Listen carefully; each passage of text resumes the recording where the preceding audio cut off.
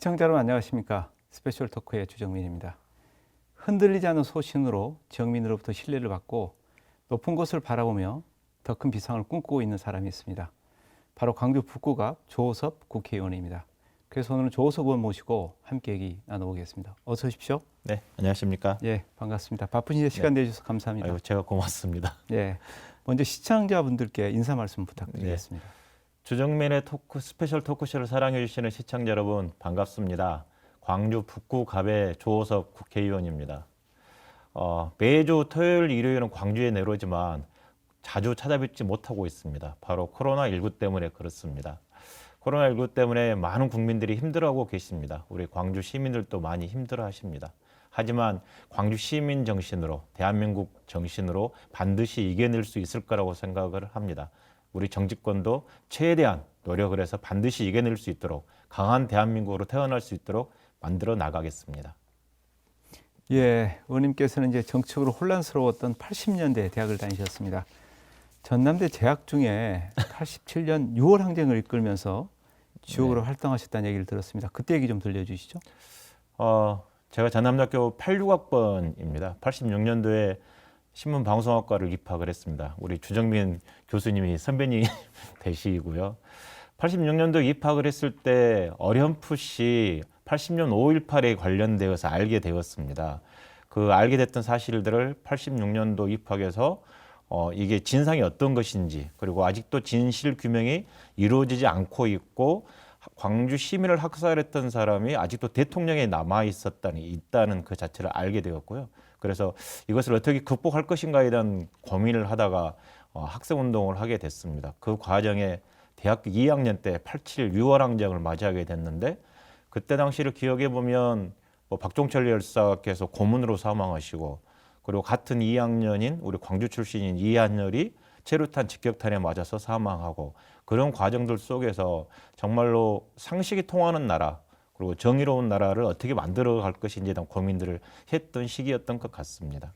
예, 이후에 이제 8년 동안 광주광역시 의원으로 시정 활동을 해 오셨습니다. 시의원 시절에 지역 현안에 대해서 여러 가지 대안제시 능력이 뛰어나다 이런 평가를 받으셨는데, 그렇다면 시의원 활동하시면서 가장 기억에 남는 일, 이게 좀 말씀을 해 주시죠. 2010년도에 우리 선배님의 권유로 광주 광역시의원을 시작을 했습니다. 정치 처음으로 입문하게 됐는데, 처음 입문했을 때 캐치플레이즈가 광주를 광주답게, 의회를 의회답게였습니다. 그동안에 광주시의회의 활동들이 서로 자리 나눠먹기라든가 그런 부분들이 조금 있어서 당선되자마자 원구선과 의장선거에 관련되어서 좀 깨끗한 의회를 만들어보자. 그리고 집행부에 대한 견제와 감시를 제대로 할 수 있는 의회를 만들어보자라고 주창을 하고, 그런데 당선자들 전부 찾아뵙고 그런 말씀을 드리면서 동의를 얻어내고, 그래서 거기에 앞장섰던 것이 기억에 남는데요. 그렇게 시작했던 정치였는데 2014년도 4월 16일 날을 잊을 수 없는데, 우리 아이들이 진도 평목항에서 수장되는 그런 날이잖아요. 거기에 대한 부끄러움이 있었습니다. 어른으로서, 그리고 정치를 하고 있는 사람으로서 부끄러움이 있어서 어떻게 광주 우리 아이들만이라도 어떻게 거기에 대한 극복할 수 있는 대안들을 만들어줄 수 있을까에 대한 고민을 하다가 2014년도 6월 선거 때 공약으로 빛골 안전체험관이라는 것을 공약을 세웠습니다. 네. 그 빛골 안전체험관은 평상시 일어나는 재해나 재난에 우리 아이들이 대처할 수 있는, 체험할 수 있는 공간을 만드는 건데, 그 공약을 세워서 당선된 이후로 광주시 소방본부하고 같이 협력을 해서 지금 자연과학고에 지금 건립 중에 있고요. 준공이 되면 우리 아이들이, 광주의 아이들이 거기 가서 체험해서 혹시 불시에 일어날 수 있는 여러 가지 재난에 대해서 대비할 수 있는 그런 능력들을 키워가는 데 조금이나마 도움이 되겠다라는 생각이 듭니다. 그게 예. 가장 기억에 남습니다. 시민 안전을 위해서 활동했던 기억이 가장 기억에 남는다 이런 말씀하셨는데, 2018년에 북구청장 경선에 도전하셨습니다. 그때 아쉬운 패배를 하셨는데, 이제 좌절하지 않고 더 큰 비상을 위해서 21대 총선에 출마를 하셨습니다.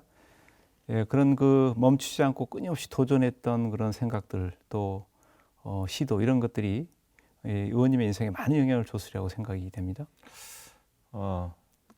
제 삶을 돌이켜 보면 아마도 학생운동 하면서 가졌던 가치관들이 그 이후의 삶에 쭉 관통되어 있는 것 같습니다.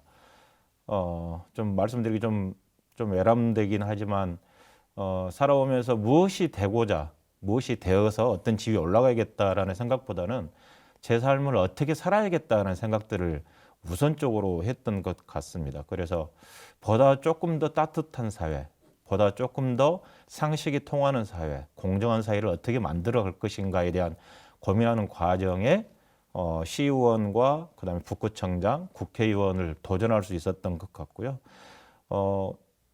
성실하게 좀 뚜벅뚜벅 이렇게 준비했던 과정들이 살아온 과정들이 이렇게 유권자들께서 판단해 주시고 국회의원이라는 역할을 주신 것 아닌가 생각하고 늘 감사하게 생각하면서 거기에 어떻게 보답할 것인가 항상 고민하면서 살고 있습니다.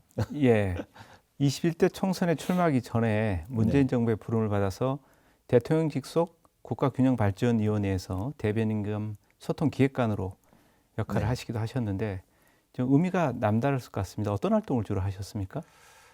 잘 아시는 것처럼 국가균형발전위원회는 노무현 대통령께서 만들어 놓으신 혁신도시를 만들었던 것이 국가균형발전위원회인데요. 그 만들어진 혁신도시가 제 역할을 할 수 있도록 하는 역할, 그리고 어떻게 하면 지금 수도권이 집중되어 있는 인구라든가 대기업 본사라든가 신용카드 사용력이라든가 그런 부분들을 어떻게 하면 지역에서 사용될 수 있도록 하고 지역이 골고루 발전될 수 있도록 할 것인가에 대한 고민들을 많이 했던 것 같고 지금 생각나는 생활 리소시 복합화라는 사업을 통해서 지역의 생활 리소시, 뭐 체육관, 도서관, 뭐 여러 시설, 어린이집, 수영장 그런 시설들을 각 지역별로 어떻게 배분할 것인지, 그리고 지역의 균형 발전에서 지역이 강한 나라를 만들기 위해서 지역의 혁신 역량들을 어떻게 강화시킬 것인지에 대한 부분들을 고민하고 그리고 소통하고 또 홍보하고 교육하고 그런 역할을 했던 것 같습니다. 예. 우리나라의 정의 또 민주화를 위해서 그리고 또 지역 발전을 위해서 묵묵히 한 길을 걸어오셨는데요. 지금의 조호서본을 있게 한 가장 큰 영향을 준 사람 꼽는다면 누구라고 꼽겠습니까?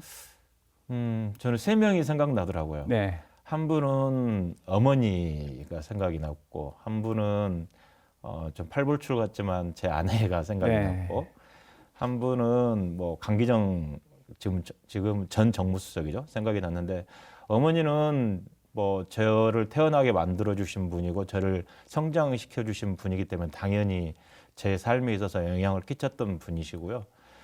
제 아내인 최유정은 전남대학교를 같이 다니면서 학생운동을 함께 했던 친구이자 동지입니다. 그리고 그때 뭐 송갑석 현재 국회의원이나 임종석 대통령 비서실장 등과 함께 활동을 할 때 수배도 같이 당하고 네. 뭐 그랬던 친구여서 그 이후로도 지속적으로 어떤 어려운 일이 있을 때 함께 토론하는 친구여서 든든한 뭐 인생의 기억에 남는 사람이고, 또 한 명은 아까 말씀드린 것처럼 제가 2010년도에 정치를 처음 시작을 했는데 학생운동하고 노동운동하고 시민사회단체 활동을 하면서 먹고 사는 걸 걱정하고 있는 시기에 강기정 수석이 그때는 국회의원이었죠.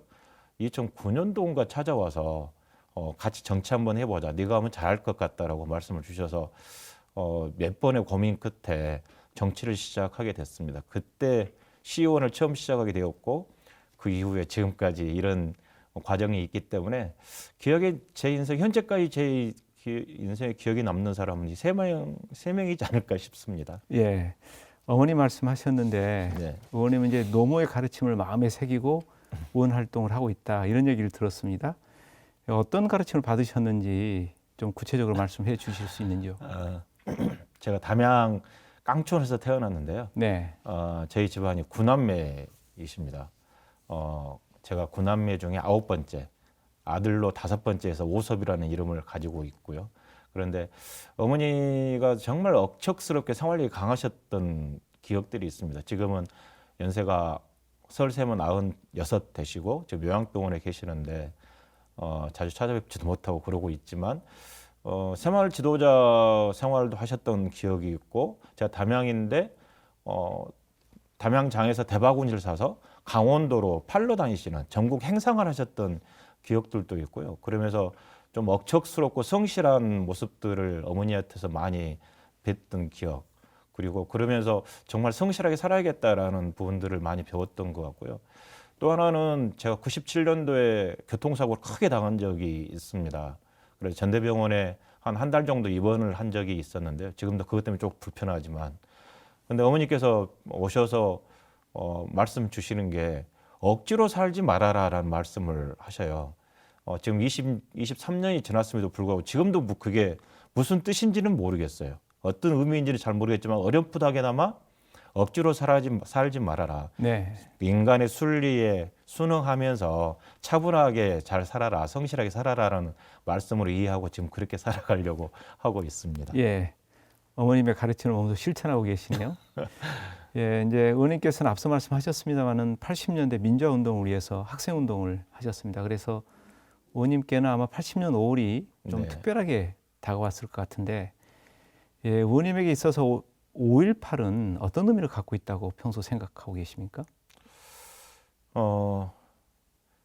86년도에 전남대학교 입학을 해서 5.18 때문에 데모를 하게 되었습니다. 네, 그랬죠. 예. 그러다 보니 저에게 있어서 5.18은 제 인생의 나침판 역할이지 않을까. 80년 5.18의 진실규명과 책임자 처벌을 주장하다 보니 우리 대한민국의 민중들의 삶을 알게 되었고, 그 삶을 위해서 어떻게 내가 살아가야 될 것인가를 다시 한번 좀 되새기고 신념을 가져가는, 불태우는 그런 과정이 있었고, 그리고 이후에 살아가는 과정에 있어서도 그때 80년, 86년, 87년, 88년 학생운동 했을 때 가졌던 신념과 의지가 꺾이지 않도록, 그리고 변하지 않도록 꾸준하게 당금질을 했던 그런 과정이 바로 5.18이지 않을까라는 생각이 드네요. 예. 의원님은 또 특히 이제 남달리 주민중심 지방자치 구현을 위해서 여러 가지 노력들을 해오고 계시는데, 특별히 국가 균형 발전에 관심이 많으신 것 같습니다. 예, 거기서 활동도 하셨고요. 예, 그렇다면 조섭원에게 있어서 지방자치가 어떤 의미를 갖고 있는지, 또 어떻게 보고 계시는지 좀 듣고 싶습니다. 예.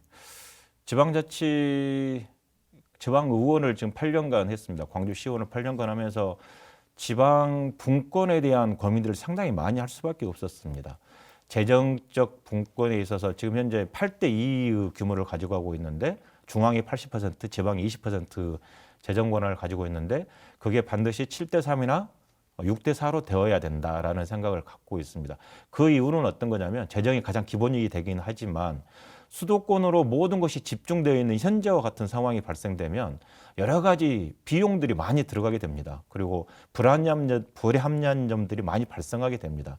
그것은 국가의 세금의 낭비로 이어지게 되고 국가 발전을 저해하는 요소로 되어질 수밖에 없는 상황이라고 생각을 합니다. 그래서 국가의 균형 발전이야말로 대한민국을 발전시킬 수 있는 가장 기본 토대가 되는 것이고, 그 균형 발전을 하기 위해서는 가장 필요한 게 지방 자치 역량을 강화시키는 것이라고 생각을 하거든요. 즉, 지방이 스스로 재정 분권이나 여러 가지 분권이 있지만 스스로 역량을 강화시킬 수 있는 그런 방법들을 찾아야 된다. 즉, 학교, 연구소와 산업계가 서로 유인할 수 있는 방법, 유인하고 역량을 발전시킬 수 있는 것을 찾아 나가야 되고, 거기에 공무원들은 함께 할 수 있도록, 산학연이 함께 할 수 있도록 만들어주는 그런 것이 필요하다. 그게 지방자치이고 국가균형발전이고, 그 핵심이 자치 역량을 강화시키는 거고, 그걸 할 수 있는 게 우리 현직의 공무원들이 그걸 해주셔야 되는 거고, 그래야만이 대한민국이 발전될 수 있다라고 저는 생각을 갖고 있고, 그 신념 때문에 앞으로도 지방자치법 전면 개정이 지금 통과가 됐고, 그렇지만 균형 발전과 지방자치에 관련된 부분들에 대해서 지속적으로 관심을 가지고 활동을 할 예정입니다. 예, 의원님께서는 21대 총선에서 이제 초선으로 당선돼서 또 바쁘게 일정을 보내고 계십니다. 예, 지금 이제 한 해가 마무리돼 가고 있습니다. 2020년 국회 활동도 지금 마무리돼 가고 있는데, 2020년에 국회에서 활동했던 소감 좀 듣고 싶습니다. 지금 7개월 정도 지나가고 있는데요.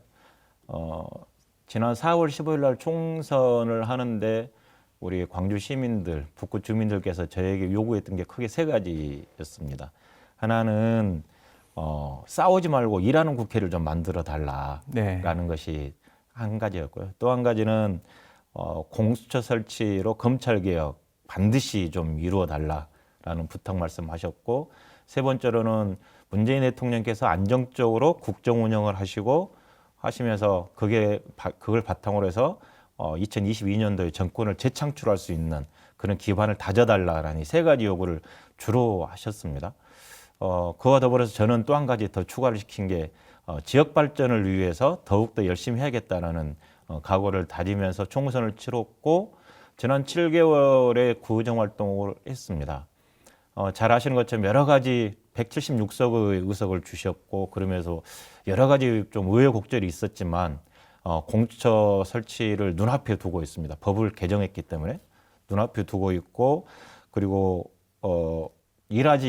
싸우지 않는 국회, 일하는 국회를 만들기 위해서 가능하면 협상하려고 하고 타협하려고 하고 그랬던 과정들 속에서 광주 시민들은 조금 지지부진한, 이렇게 좀 이렇게 뭐 끌려가는 듯한 모습들을 보시기 때문에 약간은 너무 끌려가는 거 아니냐, 180석이라는 의석을 줬는데라고 말씀하시는 분도 계시지만, 그래도 여당과 야당이 서로 협치하고 합의하는 과정들 최대한 인내심을 가지고 하려고 했고요.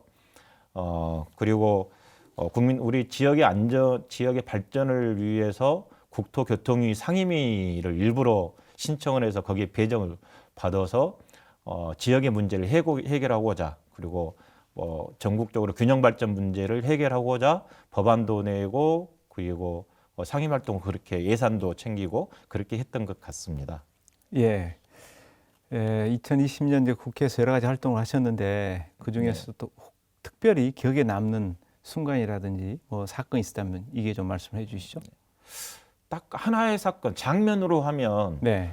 12월 달 공수처 법 개정안이 통과되던 본회의장, 그 장면이 머릿속에 계속 남아 있습니다.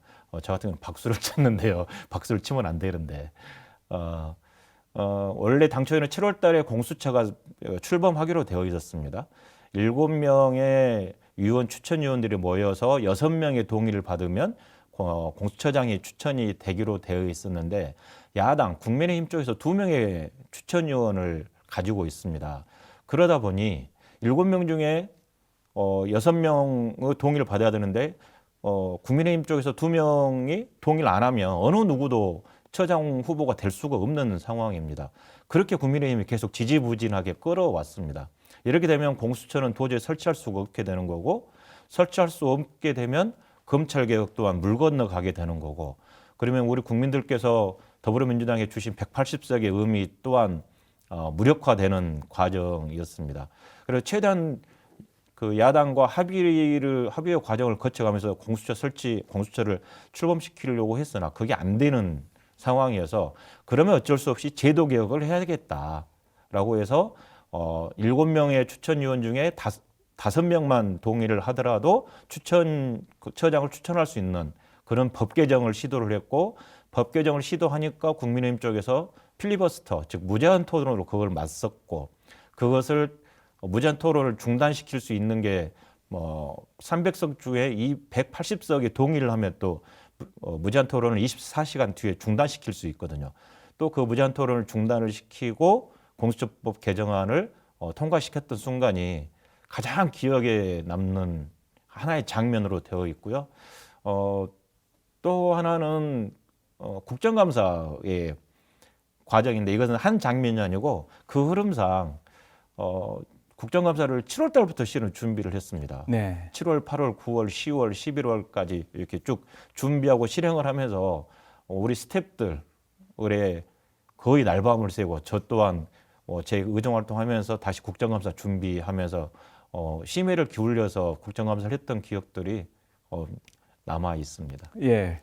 또 그 와중에 여러 가지 입법 활동도 활발하게 하셨습니다. 이제 발의하신 법안 네. 중에서 가장 눈에 띄는 법안이 국가장법입니다. 네. 좀 이제 시청자들은 생소하게 들릴 텐데, 우선 이 법안을 발의하신 배경에 대해서 좀 설명을 해주시죠. 네. 국가장은 장례식법입니다. 네. 장례식을 치르는데 뭐 사회장, 민주장 막 그렇게 장례식이 있는데 국가장으로 장례식을 치르는 법이 국가장입니다. 그런데 국가장의 범위가 전직 대통령이라든가 사회에 혁혁한 공헌을 하신 분들이 국가장의 대상이 되어 있는 법안이 국가장법인데 여기에 좀 문제가 좀 있었습니다. 무엇이냐면 잘 아시는 것처럼 80년 5월 광주 학살의 책임자인 전두환 전 대통령, 노태우 전 대통령이 대통령을 지냈다는 신분만으로 국가장의 대상이 된 겁니다. 그래서 노태우 대통령 전 노태우 씨는 지금 건강이 매우 안 좋은 거고 전두환 씨는 뭐 법정에 왔다 갔다 하면서 골프도 치고 다니고 그러고는 있는데 그분들이 사망했을 경우에 대한민국 장으로 국가장으로 장례를 치러줘야 되는 아주 웃지 못할 아이러니한 부분들이 발생이 됩니다. 즉 국가 내란죄와 그다음에 시민들을 군인들을 동원해서 학살했던 사람이 대통령을 지냈다는 이유만으로 국가장으로 장례를 치러야 된다. 이건 우리 아이들에게 저희들이 할 말이 없는 상황이 발생될 수 있습니다. 그래서 도저히 이렇게 가서는 안 되겠다라는 생각이 들어서 전직 대통령이나 사회에 혁혁한 공을 세우신 분들은 국가장으로 치르는 것은 마땅하지만 실형 국가 내란죄라든가 배제할 수 있는 사안들을 만들어 놔야겠다. 그래서 아무리 전직 대통령이라 할지라도 그러한 분들을 국가장으로 이렇게 치러서는 안 되겠다라는 게 이 법안의 발의 배경이고요. 그 법안 내용도 이런 내용으로 지금 들어가 있습니다. 예. 국민 정서에 반하는 중대한 범죄를 저지른 사람은 국가장 대상에서 배제를 하자. 이게 핵심 네. 요지인 것 같은데 그 내용에 대해서 조금 더 구체적으로 설명을 좀 해주시죠. 아까 말씀드린 것처럼 국가장 현행법에는 전현직 대통령이면 무조건 이렇게 국가장으로 장례를 치르게 되어 있고요. 네. 하지만 국가에 중대한 범죄를 끼친 사람, 즉 현재는 뭐 전두환 노태우 씨 같은 경우 내란죄이기 때문에 그렇고 뭐 이명박 박근혜 대통령 같은 경우는 전 대통령 같은 경우 한번 살펴봐야 되겠지만 그런 국가에 치명적인 그리고 뭐 죄를 지었거나 그런 부분을 했던 분들에 대해서는 국가장에서 배제하자라는 법안입니다. 예. 예, 이번 개정안은 단순히 이제 장례에 관한 절차나 내용에 대해서 바꾸자 이런 게 아니고 5.18 역사를 좀 바로 세우자 네, 이런 그렇죠. 의미도 있는 것 같습니다. 그래서 역사에 대한 올바른 인식이 중요하다 이런 것들을 일깨운 법안이라고 생각이 되는데 이제 시민들의 올바른 역사 인식을 위해서 우리가 어떤 노력을 펼쳐야 된다고 보시는지 이게 말씀을 좀 주시죠. 아까 말씀드린 국가장법도 5.18 역사회고 관련되어서 그 5.18과 관련된 법안으로 광주 국회의원 8분이 내신 8개 법안 중에 하나입니다. 네. 이번에 본회의를 통과한 5.18 관련된 법안이 3개 정도가 있는데 그중에 2개를 좀 소개를 해드리면 하나는 역사왜곡처벌법이고요. 하나는 진상규명특별법 개정안인데요. 진상규명특별법 개정안 같은 경우는 5.18의 진실이 다시 밝혀질 수 있도록 아직도 최초 발포 명령자라든가 헬기 사격이라든가 안매장 장소라든가 여러 곳이 밝혀지지 않고 있는데 그에 대한 부분들을 최대한 밝혀내고자 하는 진상조사위원회가 지금 출범해 있는데 그 기관과 수사 인원의 수를 조금 확대하는 부분이고요. 이렇게 밝혀진 진상이 왜곡되어서는 안 된다. 그래서 역사왜곡처벌법이 만들어져 있습니다. 이 역사왜곡처벌법 관련되어서는 논란이 조금 있습니다. 역사를 바라보는 시각 자체가 다양성이 존재할 수 있는데 이 다양성을 무시할 수 있느냐에 대한 부분으로 보수 쪽에서 공격을 하고 있는 건데요. 이 법은 다양성을 무시하는 법은 아닙니다. 역사에서 다르게 해석한 부분들은 그건 그대로 인정하고 인정을 해야 된다고 생각을 합니다. 하지만 기존에 밝혀졌던 사실, 객관적 사실에 대해서 은폐하고 왜곡하는 부분들, 즉 틀리게 말하는 부분들에 대해서는 하지 못하도록 하는 것, 즉 광주 시민들 주축으로 해서 일어났던 민주화 운동 자체가 북한군이 북한군 소행으로 만들어진 것이다라는 등 여타의 그런 부분들이 이미 사실로 드러난 부분들을 틀리게 해서 왜곡을 해서 국민들 이간질시키고 그런 부분들이 있거든요. 그래서 그에 대한 부분들은 반드시 못하게 막아야 된다라고 그래서 역사왜곡 처벌법이 지금 만들어져 있는 거고 우리 아이들에게도 마찬가지로 생각을 합니다. 결코 거짓은 진실을 이길 수 없다라는 그런 진리만은 우리들이 가르쳐줘야 되지 않을까라는 생각입니다. 예, 2020년 국회 활동 정말 열심히 하셨는데 특히 이제 상임위로 활동하는 국토교통위원회에서 국정감사 우수원으로 선정되셨습니다. 제가 얘기 듣기로는 연말에 이제 이런 의정 활동을 열심히 한 의원들께 여러 가지 상을 주는데 사관왕 타이틀을 또 받았다는 얘기를 들었습니다. 많은 노력을 통해서 받은 결과인데요. 짧은 소감 한마디 부탁드리겠습니다. 예. 이번 국정감사를 준비를 하면서 정말 오랫동안 이렇게 준비를 했습니다. 저희 방에 있는 스태프들과 함께 거의 날밤을 새가면서 몇 달을 준비했던 건데요. 실은 지난 8년간의 광주 시의원 활동이 큰 도움이 되었습니다. 국회 활동도 행정부에 대한 견제와 감시 기능이 있는 거고 그것을 국정감사를 통해서 하는 거고요. 우리 광주 시의원 할 때도 8년간 했는데 행정사무감사라는 게 있습니다. 그래서 집행부에 대한 감사를 해서 견제와 감시 기능을 하는 건데 그 경험이 초선임에도 불구하고 국회의원 국정감사하면서 엄청 큰 도움이 되었고 우리 주변에 있는 스태프들이 많이 도움을 줬습니다. 그 결과로 전혀 생각지도 못했던 곳이 연락이 왔어요. 갑자기. 그래서 국감 우수 의원으로 선정이 됐다고 300명 중에 10명을 선정하는데 그 안에 들어있다고 연락이 왔어요. 그래서 도대체 어디냐라고 이렇게 봐보니까 소비자 주권 시민회의라는 곳, 전국적 조직이라고 그러더라고요. 거기에서 선정됐다고 연락해서 엄청 기뻤거든요. 그런데 그 다음에 또 이렇게 갑자기 전화가 한 통이 와서 국토교통부 노동조합인데 노동조합은 그 공무원들이 만들어 놓은 공무원 노동조합입니다. 피감기관의 노동조합에서 선정한 국정감사 우수 의원 해가지고 거기에 선정됐다고 또 연락이 와서 와 너무 기쁘다라고 생각을 했고요. 또 한 군데는 NGO 시민단체에서 선정한 우수 의원이 됐고 더더욱 기쁜 것은 더불어민주당에서 외부 인사들과 당내 인사들과 함께 만들어서 우수 의원 심의위원회를 구성을 해서 거기서 선정하는 상이 있는데 그 상에 또 그 수상 선정되었다라고 또 연락이 와서 그건 그저께 며칠 전에 연락이 와서 너무나 기뻤습니다. 그래서 이거 어떻게 이렇게 될 수 있었을까라고 생각을 해보니까 우리 광주 시민과 유권자, 북구 유권자분들께서 조수를 많이 가르쳐 주시고 그랬던 것 같고요. 실제로 국정감사를 준비를 하면서 저희 스태프들이 막 준비하고 그랬지만 아이디어들은 우리 그 유권자들이 좀 주셨어요. 네. 그러니까 제가 매주 토요일하고 일요일 날은 광주에 오거든요. 광주에 와서 거의 30분 단위로 제 사무실에서 민원인들과 상담을 하는데요. 민원의 거의 대부분이 국정감사의 자료로 활용할 수 있는 재료로 활용할 수 있는 부분이었습니다. 예를 들면 전세버스 하시는 분들, 운전하시는 분들이 지입차를 지금 하고 있는데 그 지입차 자체가 불법이거든요. 그럼에도 불구하고 자기가 전세버스를 가지고 있으면서 관광버스를 가지고 있으면서 이렇게 지입으로 들어가서 활동하시는 분들도 있고 그런 분들의 의견을 받아서 이렇게 국정감사의 재료로 활용을 하다 보니까 이게 정말로 주변에 계신 분들, 우리 유권자들과 국민들께서 이렇게 만들어 주신 거다라고 생각을 하고 있습니다. 예.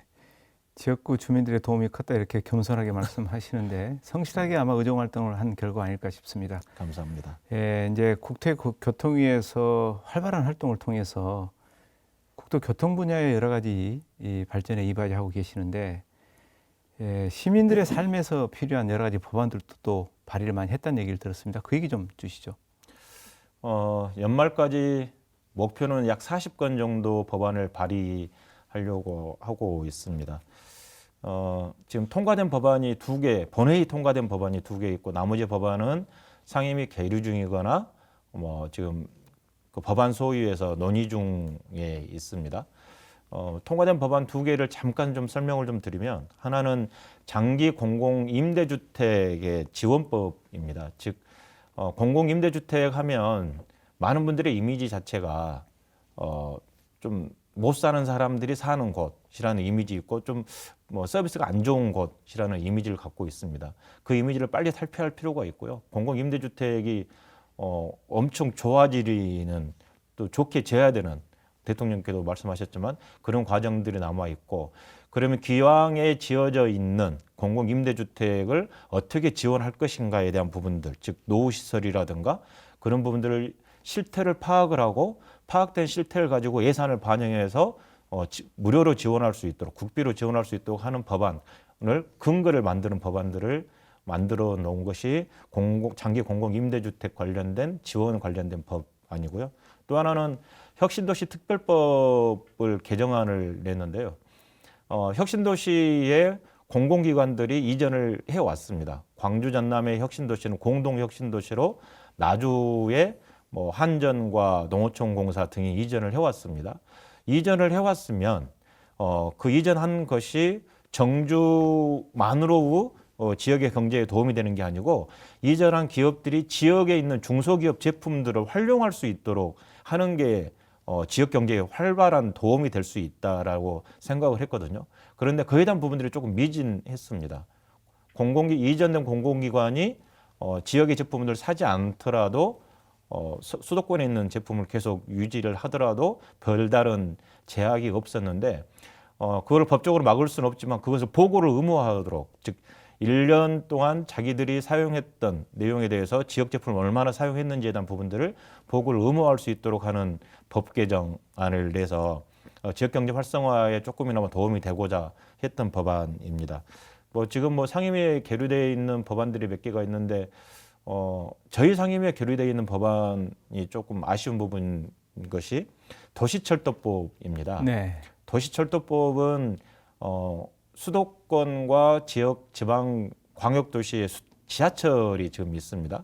지하철에는 장애인과 그다음에 국가유공자와 그다음에 어르신들, 65세 이상 어르신들이 무료로 이거 이용을 하고 있습니다.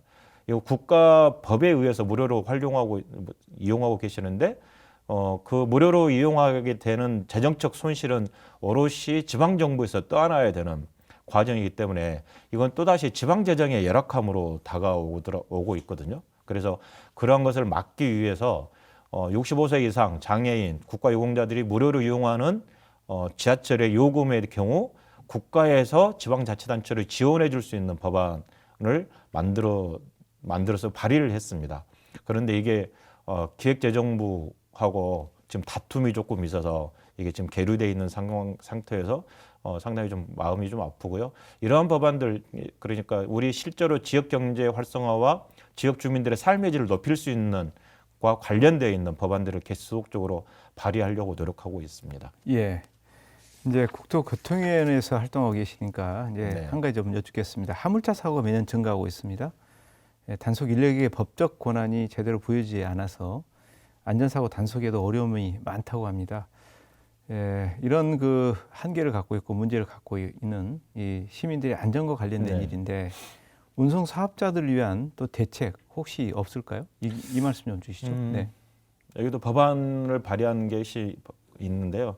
화물차의 문제는 다시 원점으로 돌아가면 운임의 문제입니다. 네. 운임이 적기 때문에 과적을 하게 되고 짐을 많이 싣게 되고 과속을 하게 되고 과로를 하게 됩니다. 즉 과속도 하고 과적도 하고, 그로 인해서 운전자들이 쉴 때 쉬어야 되는데 쉬지 못하고 과로하게 되고, 그래서 사고로 발생되면 그 본인의 운전자의 문제, 그 안전도 문제가 되지만 주변 차량의 문제, 그 시민의 안전도 문제가 발생이 되거든요.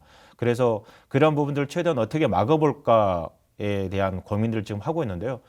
가장 첫 번째가 화물차 안전 운임제 부분에 대한 지금 그것을 확대하고 범위를 확대하고 그다음에 시행 시기를 지금 3년 일몰제로 되어 있는데, 이것을 연장시킬 수 있는 것들을 지금 고민하고 있습니다. 그렇게 하면 과적과 과속에 조금이나마 도움이 못하도록 도움이 될 것 같다는 생각이고요. 또 하나는 과적을 하게 되면 과적을 하게 되면 거기에 단속하신 분들이 있습니다. 그리고 화물차들이 과속을 하지 못하도록 최고속도 제한 장치를 운전석에 설치하게 되어 있습니다. 그 설치를 했는데 그걸 또 안 하신 분들을 단속하게 되는 권한을 단속원들이 있습니다. 그 단속원들의 권한을 조금이나마 더 세게 만들어주고 단속을 실제로 할 수 있도록 강화시킬 수 있도록 만들어주고 그 단속원들에게 몇몇의 그 화물 노동자 운전 노동자들께서 욕설을 하거나 행패를 부리시는 경우가 있어서 그 단속원들의 뭐 신분을 어떻게 보장을 시켜줄 것인지에 대한 고민들을 하면서 화물 자동차에 대한 안전이 운전자뿐만 아니라 주변 시민들의 안전을 지키기 위한 여러 가지 방법들을 지금 고민하고 있습니다. 법안도 예. 실제로 낸 게 있고요. 예. 예, 이제 지역구가 북구이시니까 네. 북구에 위치한 광주역 문제를 좀 질문을 네. 해보고 싶습니다. 광주역이 철도 기능을 이제 더 역사 기능을 이제 점점 상실해 가고 있습니다. 그런데 광주역의 철도 역사 기능을 되살려서 영호남의 상생 협력이 시작이 될 달빛 내륙 철도 이게 필요하다 이런 얘기를 합니다. 이 달빛 내륙 철도가 어떤 의미를 갖고 있는지 좀 말씀을 좀 주시죠. 광주역이 2010년도에 광주시에서 광주역에 KTX가 미진입해도 된다라고 4월 30일자 공문으로 국토부에 보냅니다. 그래서 그 이후로 KTX가 미진입하는 것으로 만들어져서 실제로 2015년도부터는 광주역에 KTX가 진입하지 않고 있습니다. 그렇기 때문에 지금 역기능이 완전히 상실한 상태인데요. 광주 대구 내륙철도는 예산이 약 5조 정도 들어가는 사업인데 이것 또한 국가 균형 발전과 관련된 사업입니다. 즉 광주와 대구 간의 유일한 소통의 창구는 광주 대구 간 네. 고속도로 유일한데요. 그것도 지금 확장이 되었지만 철도는 있지 않습니다. 그래서 지금 고속도로를 향하면 2시간 반에서 3시간 정도 소요가 되는데 철도를 하면 2시간 이내로 광주 대구를 왔다 갔다 할 수 있거든요. 그러면 광주와 대구 간에 있는 담양, 순창, 남원 등 그 지역들과의 소통도 원활하게 이루어지고 동과 서의 지역 갈등도 해소시킬 수 있는 방안이 만들어지고요. 그리고 광주의 기술과 뭐 대구의 자본, 또 대구의 기술과 광주의 기술이 서로 융합이 되어서 영남권과 호남권이 서로 발전할 수 있는 하나의 기본 동맹이 될 수 있다라고 생각해서 아마 이건 과거부터 쭉 추진해왔던 사업인데 아직도 지지부진하고 있습니다. 그래서 이 사업을 추진하고 있고요. 광역철도망에 지금 4차 광역철도망이 내년 초에 수립이 되는데 거기에 반드시 이 달빛 내륙철도가 반영될 수 있도록 하기 위해서 국회에서 토론을 지금 2번이나 했습니다. 최근에 한 토론회에서는 대구시장과 광주시장, 그다음에 대구의 국민의힘 국회의원, 그다음에 광주의 민주당 국회의원과 그 달빛 내륙철도가 지나가는 노선에 있는 국회의원들과 지방자치단체장들이 함께 모여서 협의체를 구성해서 반드시 달빛 내륙철도를 건설을 하자. 그래서 대한민국의 균형 발전을 이루어내고 균형 발전을 통해서 보다 더 지역이 발전할 수 있도록 해 나가자라고 하는 게 지금 달빛 내륙철도이고 이걸 지속적으로 추진해 나가고 있습니다. 예. 말씀 듣고 보니까 국가 균형 발전 또 지역 상생 발전을 위해서 달빛 내륙철도가 좀 조기에 건설돼야 되겠다 이런 생각이 좀 듭니다. 앞으로 광주 발전의 중심이 될 광주역의 활성화를 위해서는 어떤 계획 또 어떤 목표를 갖고 계시는지 말씀을 좀 주시죠. 네, 제 지역의 가장 중심이 광주역 문제이고요. 근데 이 광주역 문제는 제 지역구만의 문제는 아니고 광주 전체의 네, 그렇죠. 문제라고 저는 생각을 합니다. 광주역은 지금 거의 역기능이 거의 상실해 있고 철로가 있지만 그 철로는 거의 기차가 다니지 않는 철로로 지금 있습니다. 그래서 그 부분을 어떻게 활성화를 시킬 것인가에 대한 고민들을 광주시의원 때부터 지속적으로 해왔고 제가 국회의원이 되어서 국토교통 상임위를 적극 주장하고 반드시 거기 상임위에 가겠다라고 당 지도부에게 요청을 해서 배정받은 이유도 광주역 문제 때문에 그렇습니다. 광주역은 잘 아시는 것처럼 일단 남과 북의 도로가 중단되어 있습니다.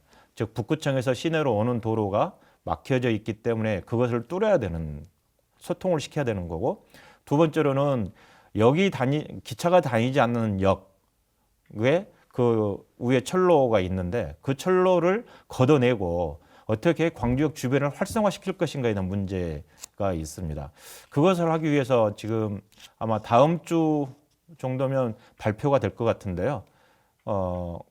광주역을 혁신적으로 지정하는 문제를 지금 거의 아마 확정이 돼 있습니다. 네. 그래서 그것은 제가 국토교통위원회 상임위 7개월 동안 하면서 김현미 국토교통부 장관을 만날 때마다 광주역을 제발 혁신적으로 지정해달라. 광주역 가보면 정말로 그 주변 상권이 전부 말살돼 버렸다. 이거는 국토부에서 철도청에서 광주역의 KTX를 미진입시킴으로 인해서 발생된 것이기 때문에 결자 해지 차원에서 혁신적으로 지정을 해달라라고 요청을 했고 혁신적으로 지정이 될 것이고요. 지구정이 되면 아까 말씀드린 남과 북의 도로를 뚫고 그리고 광주역 역사 부지, 이게 철로 부지에 철로를 걷어내고 거기에 제 계획은 그린 스타트업 타운이라든가 사회적 경제 혁신센터라든가 여타의 다른 시설들 집어넣어서 광주역이 활성화될 수 있도록 광주역 주변이 활성화될 수 있도록 만드는 게 저의 목표이고 지금 그 과정을 거쳐가고 있습니다. 그게 그러면서도 또 한편으로는 역기능을 상실되지 않도록 그래서 지하철 2호선이 지나가기 때문에 지하철 2호선과 뭐 경전선과 달빛 내륙철도가 함께 모아져서 역기능도 있고 그다음에 지상에는 혁신지구 지정이 되어서 그다음에 도심 융합특구라는 것을 또 지정을 할 거거든요. 지정이 되어서 광주역 주변이 활성화될 수 있도록 그리고 막힌 도로를 뚫어서 북구청 쪽에서 시내에서 북구청 쪽으로 소통이 원활하게 할 수 있도록 하는 게 저의 목표이고 그건 반드시 제 임기 내에 실시를 해야 되겠다라고 각오를 다지고 있고 지금 한 거의 8분 능선은 넘어왔습니다. 예, 오늘 말씀 잘 들었고요. 앞으로 계획 몇 가지만 여쭙고 마무리하겠습니다. 2021년에 이제 이루고 싶은 목표나 계획이 있다면 좀 말씀을 좀 주시죠. 2021년에 이루고 싶은 것은 올해 크게 두 가지가 있습니다. 하나는 지역 발전에 관련된 부분들을 끊임없이 지금 맞춰놓은 스케줄대로 차근차근히 해 나가야겠다는 생각을 가지고 있고요. 또 하나는 2022년에 치러지는 대통령 선거에서 민주당 정부를 다시 한번 재창출해서 정의롭고 상식이 통하는 나라를 만들어 가야겠다라는 생각입니다. 그리고 21년에 치러지는 서울시장 선거나 부산시장 선거에서 승리해서 거기에 대한 교두보를 삼아야겠다라는 것 그리고 검찰 개혁이라든가 여러 가지 개혁들을 완수하는 시기가 21년이 되었으면 좋겠다라는 목표를 가지고 있고요. 지역에 관련된 부분을 조금 더 말씀을 좀 드리면 제가 지역 관련되어서 목표하는 게 몇 가지가 있습니다. 하나는 임동에 있는 일신방직과 전담방직을 어떻게 하면 임동의 활성화를 만드는데 그리고 광주의 중심으로 만드는데 어떻게 활용할 것인가에 대한 부분들입니다. 즉 일신방직과 전담방직을 이전을 시키고 그 부지를 어떻게 할 것인지에 대한 고민을 좀 하고 있고요. 두 번째로는 아까 말씀드린 광주역을 어떻게 광주의 중심축으로 만들 것인지 경제와 교통의 중심축으로 만들 것인지에 대한 고민들을 하고 있고 그에 대한 차근차근 준비를 해가고 있습니다. 세 번째로는 동광주 IC에서 서광주 IC까지 호남고속도로가 있는데요. 그리고 용봉 IC 진입로가 있는데 그 사업이 한 저희 7, 8년이 됐음에도 불구하고 아직도 안 되고 있습니다. 그래서 제가 국토교통위원회에 있기 때문에 반드시 2021년에는 삽을 뜰 수 있도록 해야 되겠다라는 생각을 가지고 있고 또 하나는 교도소 이전 부지에 지금 솔로몬 로파크가 지금 사업이 진행 중에 있는데 거기에 민주인권센터를 어떻게 차질 없이 진행할 수 있을 것인지에 대한 고민 그리고 그 교도소 자리와 마음월동과 광주댐의 호수 생태원과 연계시킬 수 있는 상품들, 관광 상품들을 어떻게 즉 5.18이 광주에 경제적 도움이 될 수 있도록 만들 것인가에 대한 고민들을 하고 있고요. 그 밖에 말바우 시장의 문제라든가 각화 농수산물 시장이 너무 낡았기 때문에 거기를 어떻게 이전을 하루속히 추진할 것인가에 대한 문제 등등이 저희 고민 속에 있어서 그것을 차근차근히 풀어가는 21년도가 되었으면 좋겠습니다. 예, 올 한 해도 참 바쁘게 지내실 것 예. 같습니다. 예, 지금 이제 시민들과 함께하는 삶을 살고 계시는데 정치인으로서 시민들에게 어떤 모습으로 기억되고 싶으신지요? 사람이 좋다, 일도 잘한다라는 단어를 제가 굉장히 좋아합니다. 기본적으로 조섭에 대한 품성이 변하지 않더라. 조섭은 변하지 않더라. 처음과 같이 끝까지 가더라라는 그런 사람으로 기억에 남고 싶고요.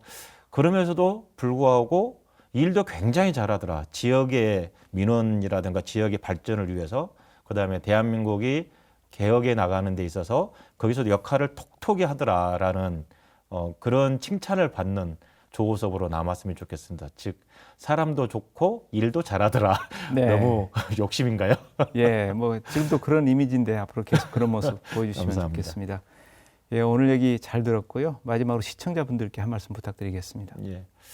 이제 국회의원 된 지 지금 7개월 조금 넘어가고 있습니다.